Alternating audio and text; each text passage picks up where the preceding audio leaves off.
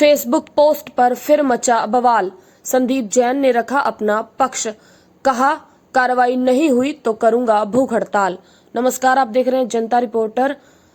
कालांवाली में शांतिपूर्ण चुनाव संपन्न हो चुका है, परंतु कहीं न कहीं फेसबुक पोस्ट के जरिए अभी भी बवाल मचा हुआ है। पिछले दिनों कालांवाली के एक पत्रकार कृष्ण जिंदल के द्वारा फेसबुक पर एक पोस्ट की गई थी, जिसमें उन्होंने संदीप जैन, जो कि प्रदीप जैन के भाई हैं, उनको वोटों की खरीद फिरौत के लिए आरोपी बताया था। इस पर आज अपना पक्ष रखते हुए संदीप जैन ने कहा कि उन्हें नोटिस मिला था कि वह वोटों की खरीद फिरौत में शामिल है, जिस पर अमल करते हुए अपना पक्ष रखा और उन्होंने 5 मेंबरी कमेटी के सामने ये बता दिया कि वह धार्मिक संस्थान से पिछले 18 सालों से जुड़े हुए हैं और वहां के प्रधान रह चुके हैं।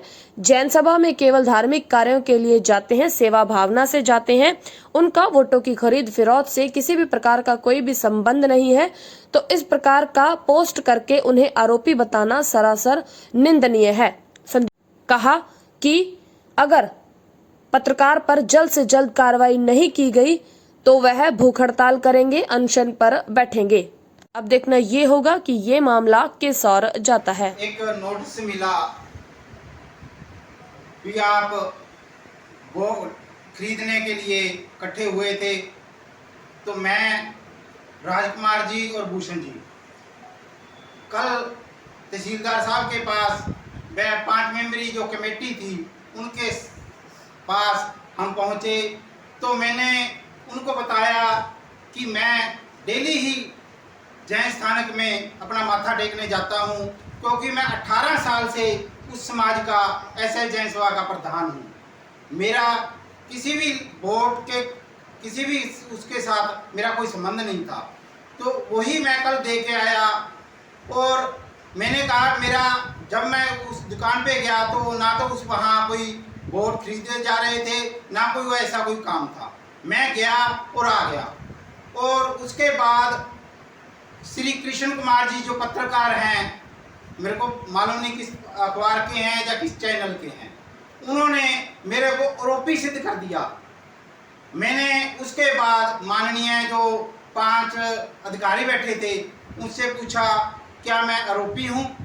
उन्होंने कहा, हमारा तो जो आप बर्जर दोगे वो जो जिसने हमें एप्लीकेशन दी है वो हमने तो ऊपर भेजना है। हम आपको कभी भी किसी में भी ना तो इस नोटिस में और ना आगे हम किसी को भी आरोपी सिद्ध नहीं कर सकते।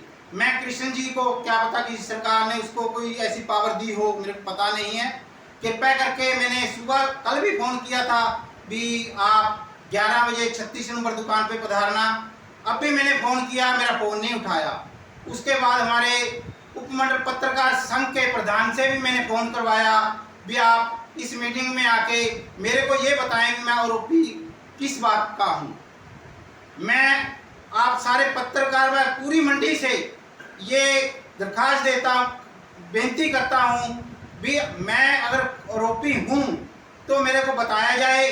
अगर इस चीज़ का समाधान ना हुआ तो कल मैं अकेला अंडरवियर में पहनकर इस दुकान के, अपनी दुकान के सामने मैं मरण व्रत के लिए बैठूंगा। उसका दोषी सरकार होगी, क्योंकि ऐसे जो पत्रकार जो मीडिया करता है उसको बंदी बनाया जाए। अभी मेरे पास एक भाई पुलिस वाला आया था, वो कह रहा है कि कृष्ण जिंदल ने एक दरखास्त दी है। मैं एक झूठी दरखास्त, अगर मैंने उसको मारने की या किसी की धमकी दी होती तो वो कल देता। आज जब हमने फ़ोन किया उसके बाद उसने एक दरखास्त चौकी में लेके आया है, ये सरासर झूठ है। मैं मारना तो दूर किसी को धमका भी नहीं सकता।